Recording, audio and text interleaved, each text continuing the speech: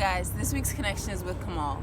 We met at Washington Square Park and talked about how I choose to approach who I talk to and the cyclical kind of never-ending process of self-love and embracing who you truly are. If you like these videos, would you please comment and share and subscribe to them on YouTube so that you don't miss the new content every Tuesday and so that you don't miss your connection. This is Street Connect, a project that I started to bring more purpose and connection into New York City life. And I do that by having conversations with strangers.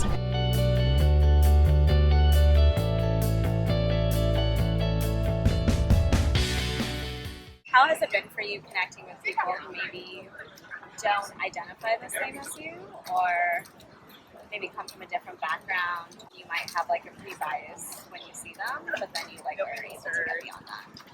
Because like we're in New York City and people get solicited so much, like it makes me have to be a little bit non-discriminatory in who I approach, because I'm like, I'm just trying to talk to whoever will stop and talk to me, you know? There have been times when I'm like, I would like really prefer to talk to a woman or like a person of color, or I've spoken to a lot of white men already. But what's interesting is that besides like the physical appearance of people, there's not much I know about them going into it, unless the conversation goes to like politics or religion or like family or whatever. I don't really know where people stand on anything. So I can't assume that we're similar or different. But I haven't had not one combative conversation. And maybe that's because like it takes a particular person who's going to stop and sit down with me anyway. So like they're already predisposed to some sort of like nicety. What has been your deepest pain? Ooh, okay. Gosh.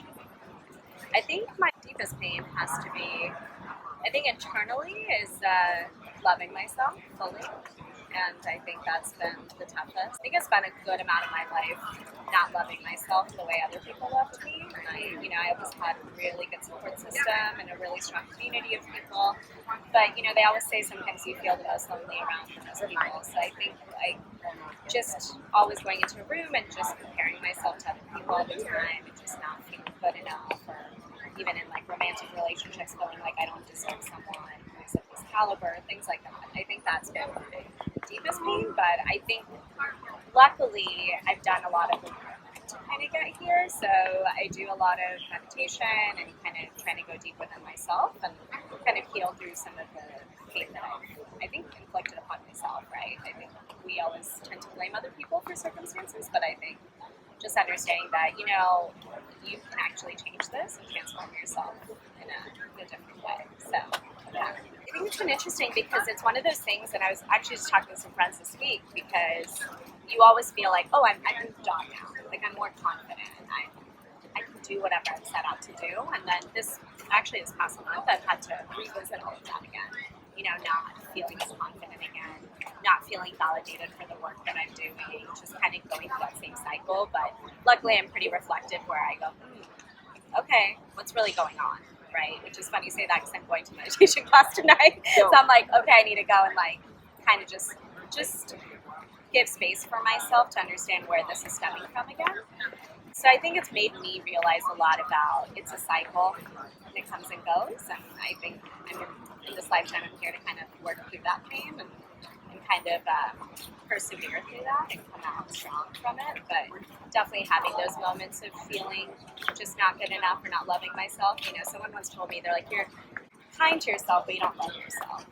And there has to be a way for you to find space for that, but also knowing it's a battle. There's a number of things that you said that resonated with me. Like you think you're past something, but then it can still come up. Like even if you know it's a lie, having those moments and those realizations always allow me to go, okay, I still have work to do, right? Because I'm in these spaces with certain people and it's triggering me in a certain way. So have I completely conquered those like deeper pains and fears? Right. Yeah, always take a moment to kind of go, why? Like what's triggering me? That's nothing to do with that. Like they're their own person. Why is that bothering me so much? Then going, oh, like either they're really insecure, I'm seeing my mirror in a lot of ways, and so that's why I'm triggered, or it could be they're living their life in a way that I know they're better, they can be better than that. Yeah, I mean, coming back to the self-love thing, right? It's kind of like I'm gonna go be an entrepreneur, I mean, I have to love myself because there's gonna be moments of doubt, right? So, That's the hardest thing. yeah. So like trust yourself, like your crazy idea or like your Oh my passion. God. Or Yes. just, like comes back to trusting like yourself. Yeah. It's so hard. It's like, All of the above. Yeah. It's so funny because while I'm going through all of this, I'm like, oh, that's why.